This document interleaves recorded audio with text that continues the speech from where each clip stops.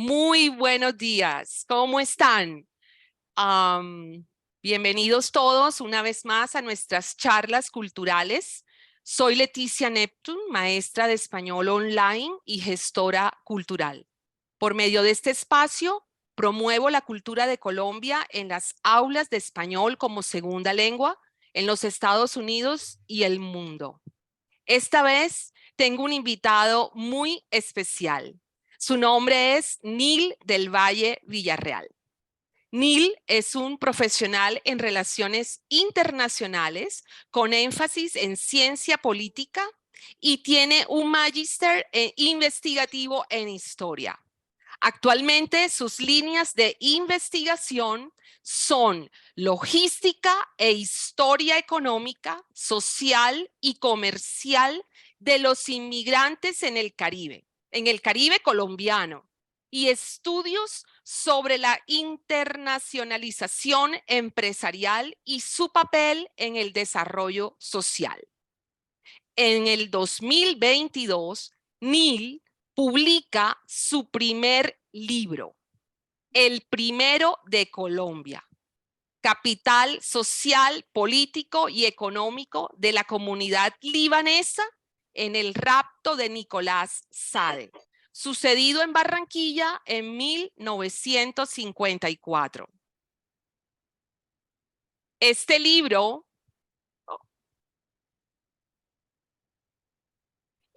cuenta la historia de la inmigración árabe al Caribe colombiano, más concretamente a Barranquilla. La historia está basada en el rapto del niño Nicolás Sade. Neil, bienvenido a nuestras charlas y bueno, si quieres agregar algo más sobre la presentación y sobre la introducción que hice, adelante. No, Leti, muchas gracias a ti por hacer uso de este espacio y por ser una embajadora de la cultura colombiana de nuestro gran Caribe en tierras norteamericanas. Gracias. Cuéntame un poquito, Neil, ¿quién eres? ¿A qué te dedicas? ¿Qué te inspira a hacer esta historia?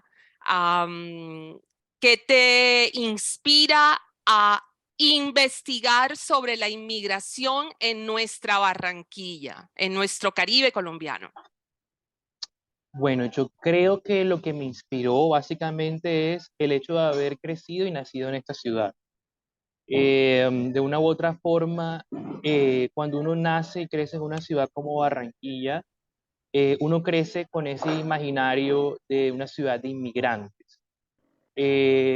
Así sea en el subconsciente, de una u otra forma, valga la redundancia, sabemos que aquí hubo una fuerte presencia de inmigración y que dentro de esos grupos que llegaron de diferentes países, orígenes, uno de los más nutridos es el de los inmigrantes sirio-libaneses.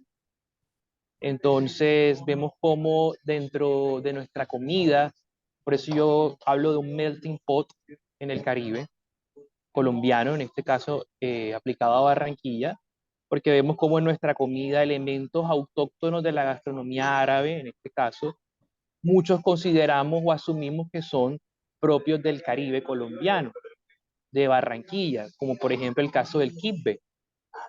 Muchos crecimos creyendo que el kibbe, me incluyo en mi persona, el kibbe era de origen colombiano, costeño, pero precisamente fue producto de esa mezcla de culturas, de ese carácter multiétnico que de una u otra forma tiene Barranquilla. Entonces, yo creo que de allí nació ese interés y también producto de, pues, de una relación muy estrecha que mi familia siempre ha tenido con algunos miembros de esta comunidad, de esta diáspora acá en el Caribe colombiano.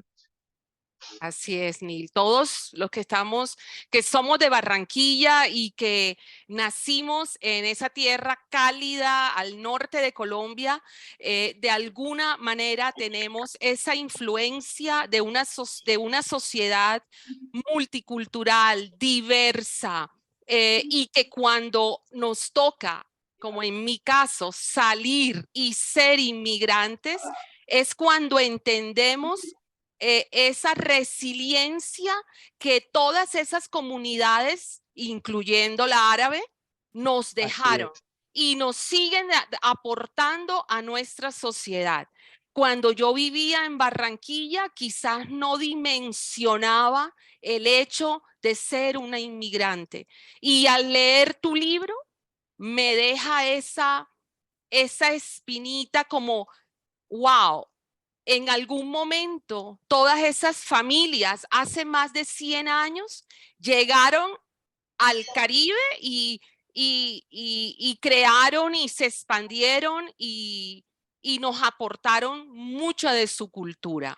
Así que es fascinante leer tu libro, Neil. Invito a todos los que estamos aquí reunidos, invito a todo el que vea este video que obtenga esa información, esa investigación, porque es más un trabajo investigativo que tú has hecho a tu corta edad, porque vale la redundancia, es decir, que Neil es un joven no tiene 30 años y esos jóvenes barranquilleros hoy nos están aportando a nuestra sociedad, nos están dejando esa historia contada en libros. Y bueno, maravilloso, Neil, de verdad te lo digo, maravilloso. Ah, sí, Gracias, gracias, Leti. claro que Sí, sí. de hecho, sí, ¿me ibas a preguntar algo? No, cuéntame, bueno, dime tú qué quieras agregar.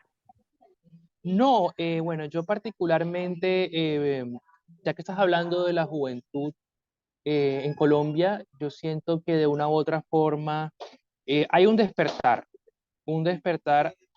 que yo no había vivido, que de pronto otras generaciones no habían vivido Mm, respecto a estudiar la historia de la ciudad, en este caso particular, o la historia del país, para apropiarse y generar identidad, identidad sobre qué somos como colombianos, como caribeños, porque además cuando hablamos de Caribe, falta aclarar, no solamente estamos hablando del Caribe colombiano, estamos hablando también de conexiones con el Gran Caribe, un Caribe hispano conformado por Cuba, por ejemplo, Puerto Rico, República Dominicana, un Caribe anglófono, que también compartimos similitudes con ese Caribe, dado San Andrés, por ejemplo, y la globalización de una u otra forma, entendida como esa interconexión de culturas, yo creo que ha sido algo que también ha permitido que de una u otra forma se haya despertado ese interés sobre apropiación de nuestra identidad. fabuloso. Cuando, vuelvo y digo, cuando yo salgo de Colombia es cuando me doy cuenta de mi identidad como colombiana en una sociedad que no es la mía, que me acogió, que he tratado, y bueno, han pasado 15 años y he tratado de la asimilación cultural. Entonces, crecí en una ciudad llena de culturas pero en mi generación no tuvimos esa globalización que nos hacía pensar. Después de muchos años, a mis amigas chinas que inmigraron y nacieron en Hong Kong, particularmente, yo le preguntaba hace unos 5 años, estudiamos en el colegio. Ella hoy también no está en Barranquilla, salió de Barranquilla y me decía, Leticia, fue difícil crecer en una cultura que no era la mía. Y yo hoy, pues claro, lo he vivido con mis propias, Como inmigrante, como exactamente. inmigrante, totalmente de acuerdo. Sí, sí, Neil, te quiero hacer una pregunta. ¿Cuál es claro. esa correlación que existe entre los orígenes de Barranquilla y la llegada de los inmigrantes? ¿Por qué a Barranquilla le llegan todas esas comunidades alemanas, judías, chinas, japonesas, Irlandesas, árabes? ¿Perdón? porque irlandesas también, porque de hecho, bueno, la respuesta ante la pregunta es una sola palabra, sitio de libres. Barranquilla durante muchos años, a diferencia, como le decía ayer en una cátedra en Uninorte, a diferencia de ciudades como Cartagena, como Santa Marta, no tuvo una fuerte presencia colonial. Ya, por ejemplo, yo les pregunto a mis alumnos, ¿en Barranquilla hay murallas? No, porque eso denota, es un hecho tangible que denota que hubo una ausencia de presencia de la administración española. Entonces, esto facilitó que llegara gente de muchas partes, porque no había ese control restrictivo que existía, por ejemplo, en Cartagena, en Santa Marta, donde las élites además y la clasificación o estratificación social era muy marcada. Entonces, si tú eras inmigrante, llegar a hacer comercio, por ejemplo, en Cartagena era muy difícil. Te encontrabas con muchas trabas, sobre todo por parte de estas élites criollas, que eran estos hijos de españoles nacidos en América, que tenían de una u otra forma el control del comercio. Entonces, así fue como Barranquilla, esa ciudad chiquita, esa aldea, porque además, dentro de nuestros orígenes fundacionales, nosotros éramos una villa, una barranca, donde llegaban también los esclavos que alcanzaban su libertad por manumisión, empiezan a reunirse, a asociarse y empiezan a ver en este lugar una tierra de oportunidades. No solamente por el hecho de que hubiera ausencia de poder colonial, sino también por el hecho de que había mucho por hacer. Barranquilla era, así como lo dice la palabra, la arenosa. No había pavimentación, no había una organización urbana, entonces, cosa que ya había en Cartagena. Entonces, esto lo aprovecharon, por ejemplo, inmigrantes como los Parrish, que fundaron el barrio El Prado, un suburbio que es una copia de los suburbios de ese entonces de Iowa, allá en Estados Unidos, con una planificación que no existía. Entonces encontraron, por decirlo así, en Barranquilla, si lo trasladamos del punto de vista empresarial, ese nicho de mercado, ese nicho de mercado para poder emprender, para poder generar riqueza, progreso, entre otros. Así es. Volviendo a la comunidad árabe y el tema de tu investigación, Ok, Nin, en el libro eh, me llama la atención y rescato y me encantaría pues poderlo visibilizar es los valores de la comunidad árabe de hace sí, más de 100 años. Esos valores como la resiliencia, esos valores como de las redes, lo que crearon ellos hace 80 años, redes de solidaridad. O sea, ok. la fuerza Bueno, vital, el deseo de superación y progreso. ¿Qué nos puedes contar sobre sí, eso? sí, claro, bueno, Leti, lo que pasaba con los libaneses en este caso es muy particular.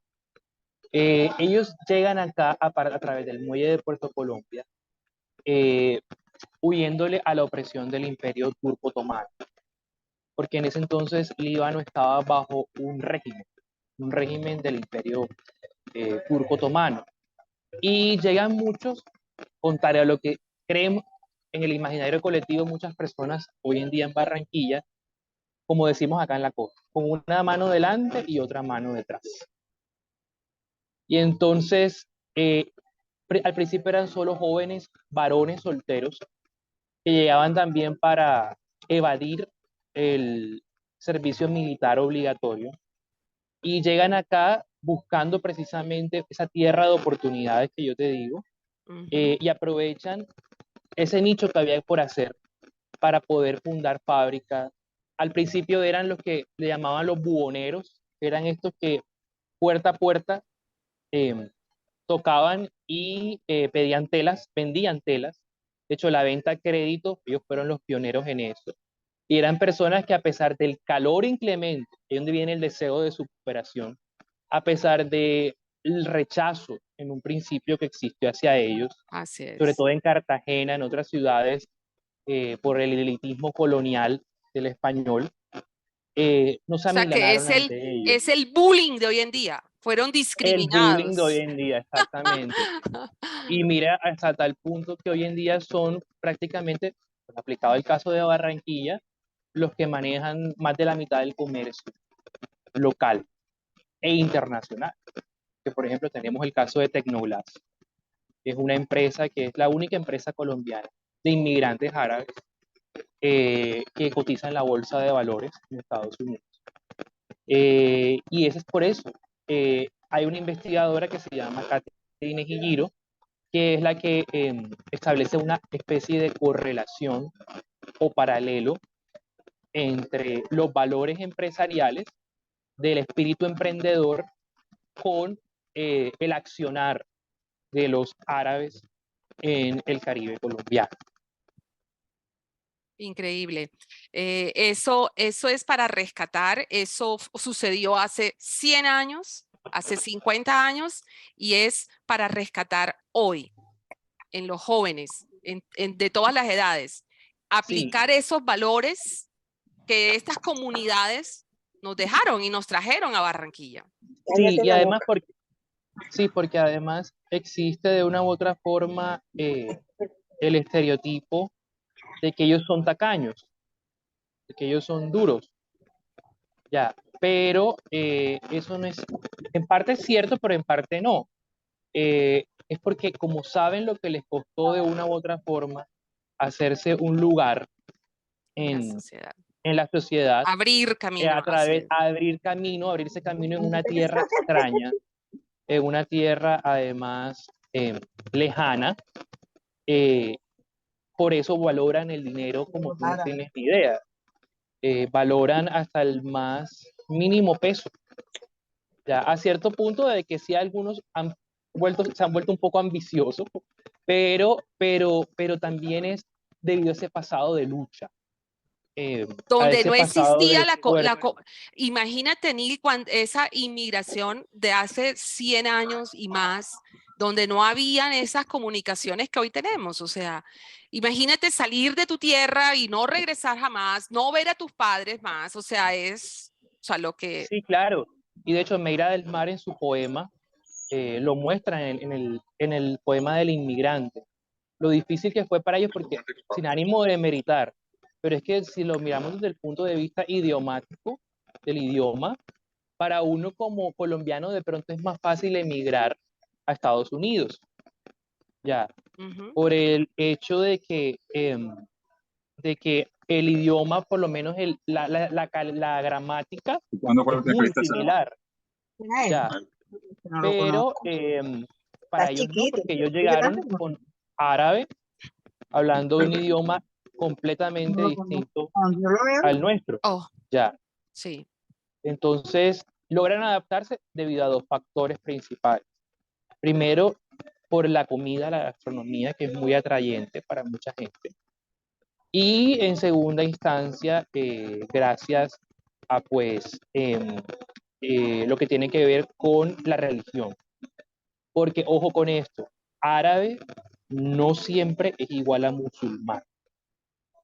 Ese es otro error en el que muchos, incluida mi persona, antes caíamos, que todos los países árabes son musulmanes. No, el Líbano era un protectorado francés y por lo general la gran mayoría, allá también hay musulmanes, claro, hay diferentes tribus eh, étnicas, Ujú, pero los musulmanes no fueron los que mayoritariamente emigraron a Colombia, ujú. eran más que todos los católicos. ¿Ya? Sí, hay árabes cristianos, árabes musulmanes. Y ellos salen, danos un poquito sobre el contexto. ¿Por qué salen en los finales del siglo XIX? ¿Qué los hacía ellos migrar hacia América? Bueno, particularmente como ya te lo había comentado, lo referente a el Imperio Turco Otomano. Ujú, Ya, esa fue una de las causas. Un país que estaba bajo una represión y que al día de hoy, si lo trasladamos a lo contemporáneo, es una de las tantas causas por las que la gente migra. Factores económicos, sociales, políticos, las mismas causas que podemos interpolar o podemos trasladar al día de hoy. Al día de hoy, así es. Neil, cuando hablamos de cultura, hablamos de productos, prácticas y perspectivas. La comunidad árabe nos deleitó con su comida, tú ahorita lo contabas. Ese Así es. sería el producto. Entre las prácticas que tenemos y que ellos hacen o hacían, está la endogamia y el nepotismo étnico. ¿Qué nos puedes agregar con eso? Bueno, Sobre eso. básicamente la endogamia era matrimonios entre libaneses. Ujú. Es decir, los patrones eran los siguientes. Ellos llegaban, por ejemplo, a Barranquilla por Puerto Colombia, empezaban a hacer sus primeros pininos en el área de los negocios y cuando ya lograban consolidar un cierto capital comercial, regresaban al Líbano, como pasó con el cónsul que yo narro en mi libro. Él no era de Beirut, él era de Trípoli, según los registros. Y van y buscan a su esposa allá y se la traían para acá.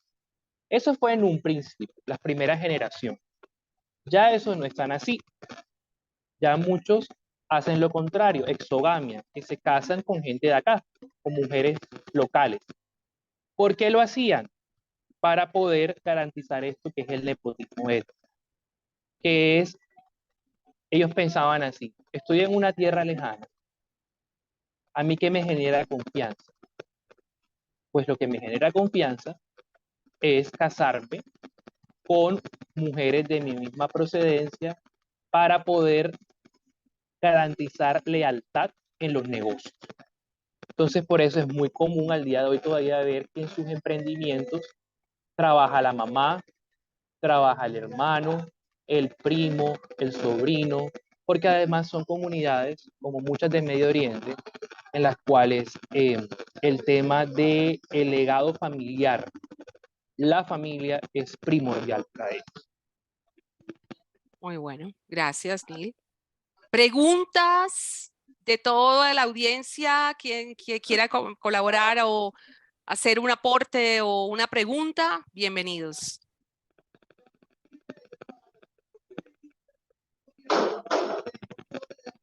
Ok, no hay preguntas. Ok.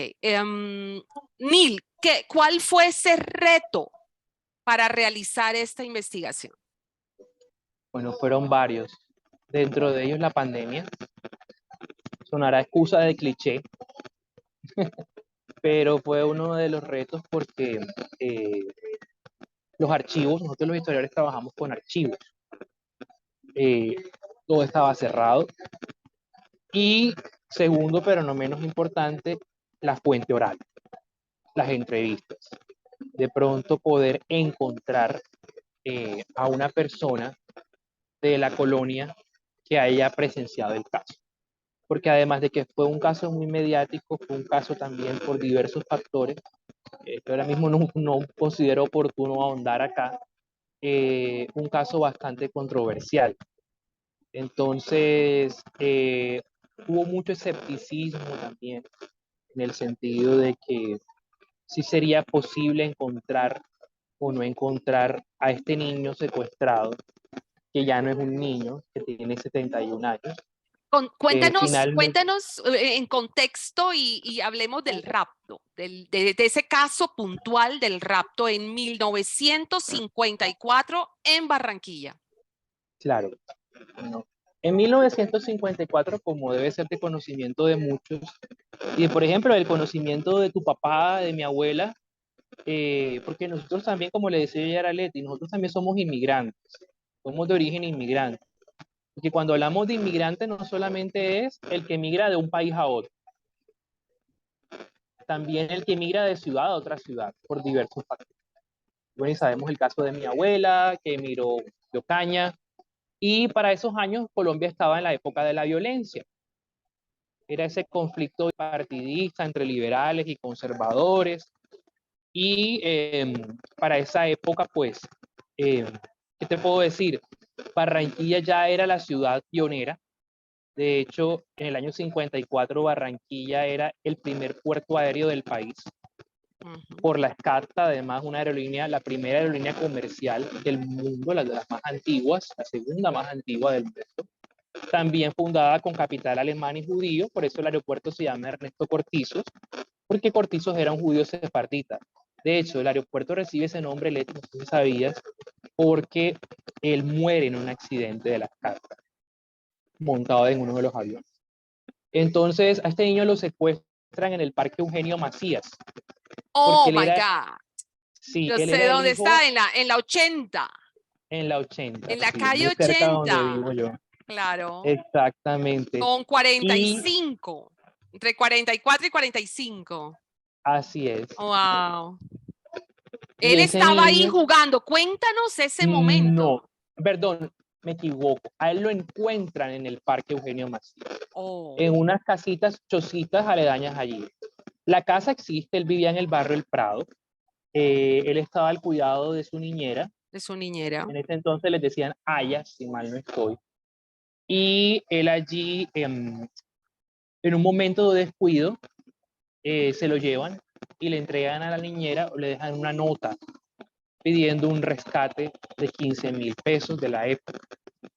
Después de mucho tiempo se supo, el niño estuvo 12 horas raptado. Después de mucho tiempo se supo que pues eh, al parecer un familiar estuvo detrás del hecho. Perdón, ¿cuántas Y horas? ¿Cuántas horas raptado? 12 horas, 12 horas. Wow.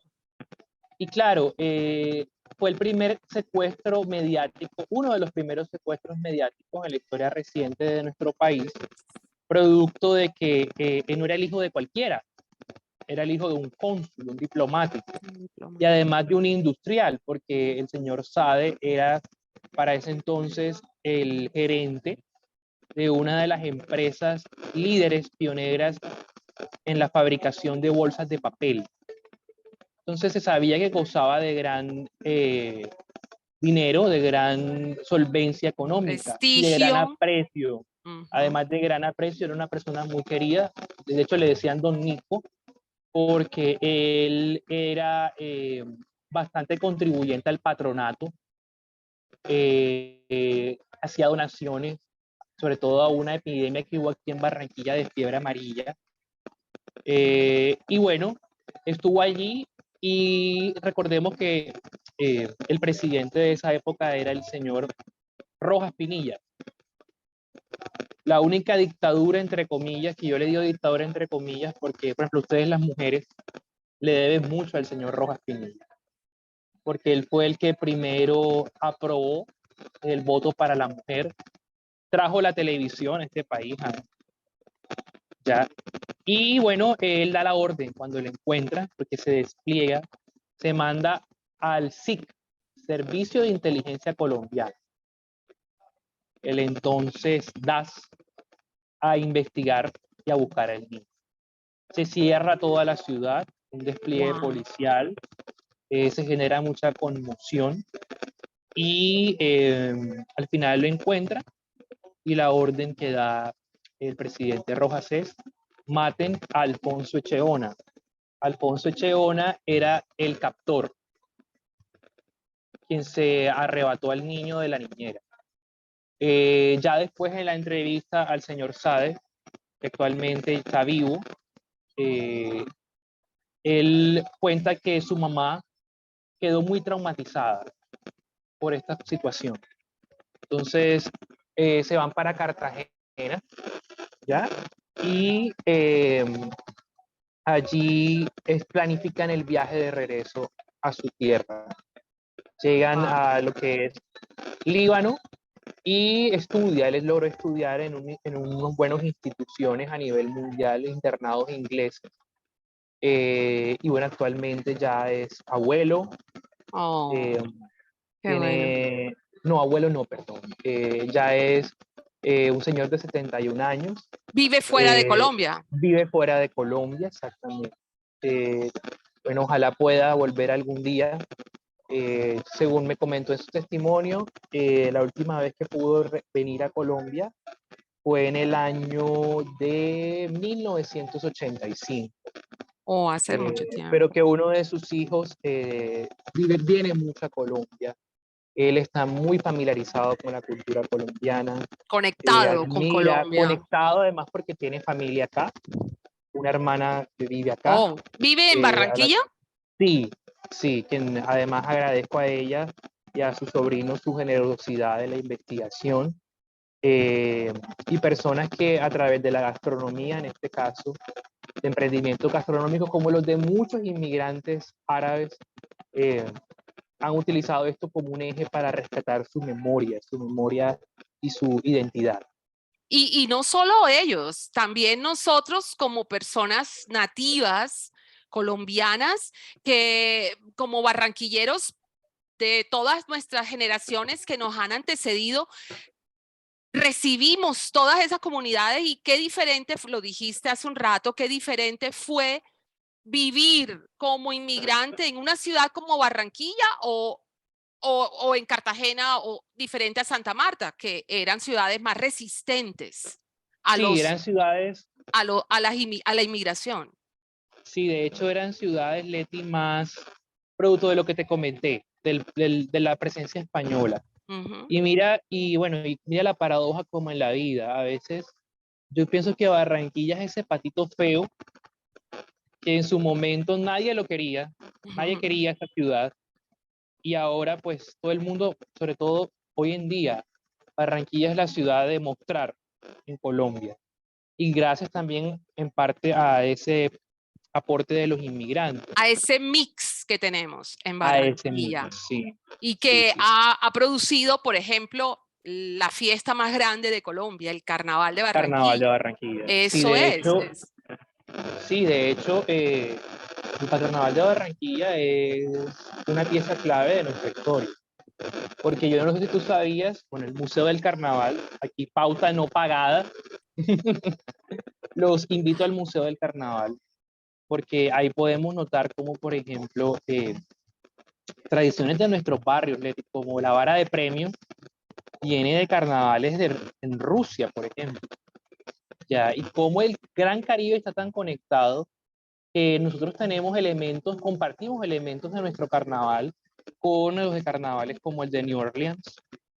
Por eso esa canción de las décimas de Carlos Vives en parte es cierto, porque se nos parecemos un poco las dos ciudades.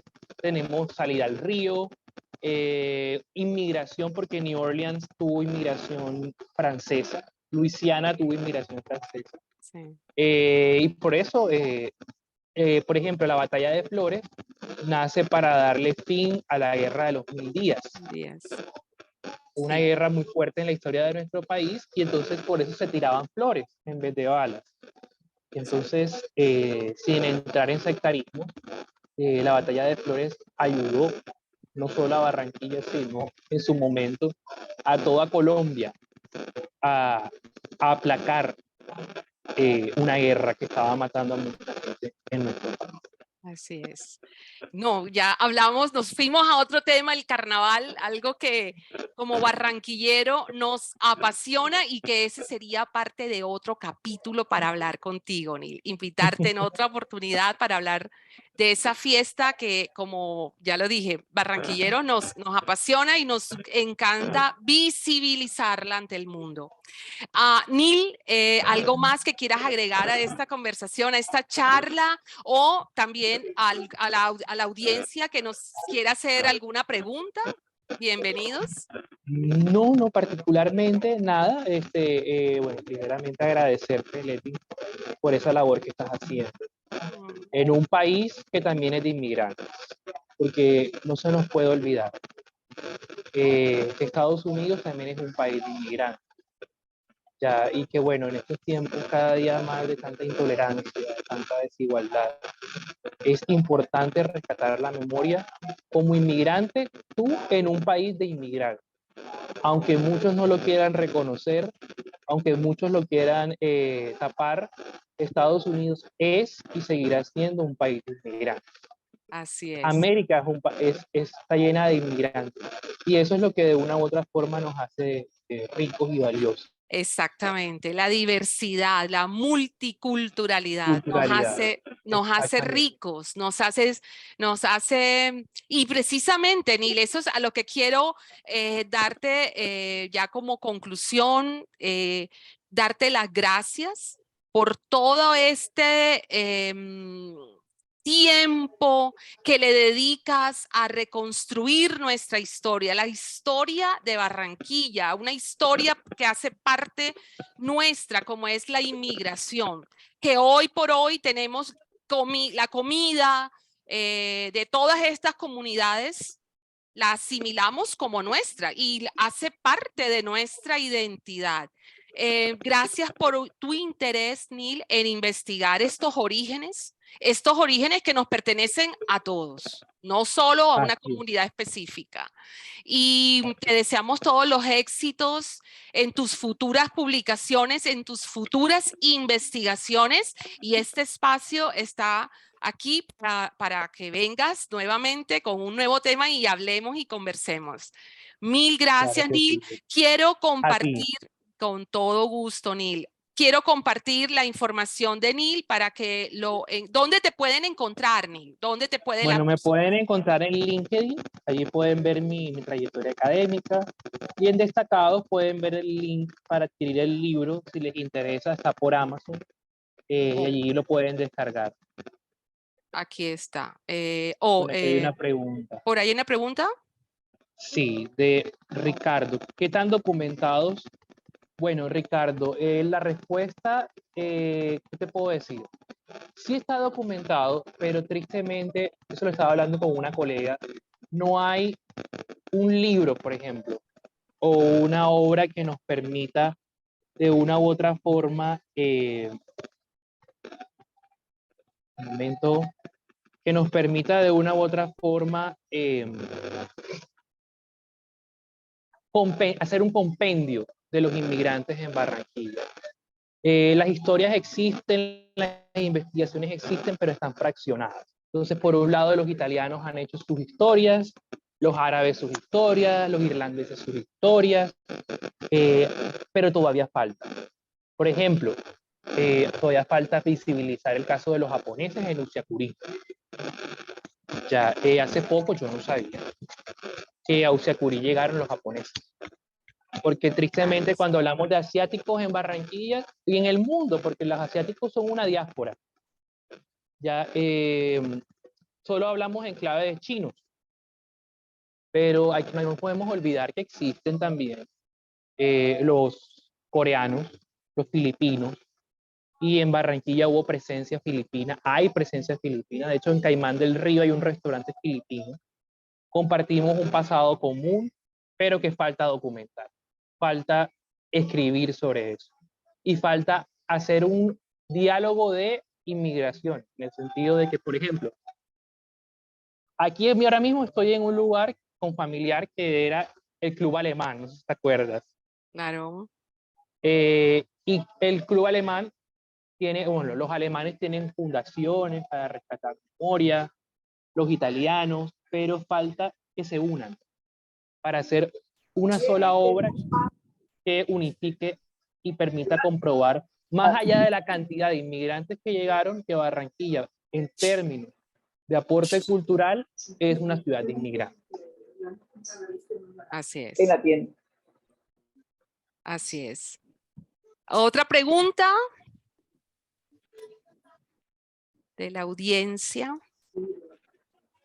No, hemos aprendido demasiado, Neil. Han sido 40, 45 minutos donde nos has recreado por esa historia de Barranquilla, por esa historia colombiana, y te felicito, y yo sé que todos los que estamos aquí te felicitamos porque, como lo dije al inicio, a tu corta edad, los jóvenes hoy en Barranquilla y en Colombia se están interesando por dejar la historia contada en libros, y eso es Sí, muy importante para de hecho hay un reconocernos como seres humanos, para conocer nuestros orígenes, para, si te toca salir de Colombia, saber quién eres. Eso es, yo creo que también muy importante de las personas que estamos aquí.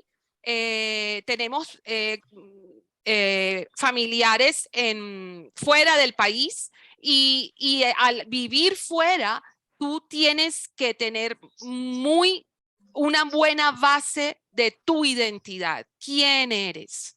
Para poderlo, sí, ser un mejor ser humano, tener empatía, muy importante, esa empatía con esas otras comunidades que te toca interactuar, con la que tienes que interactuar. Así es, Sí. Bueno, encantada. No sé.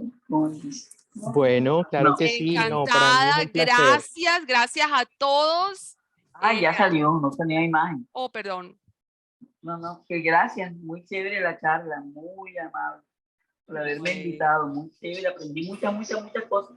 No tenía idea de lo del Quibbe, fue lo que me impactó, yo pensé que era barranquillero. ¿De qué, Mati? Del Quibbe. Oh, no. Yo pensé que era de acá de nosotros, la verdad.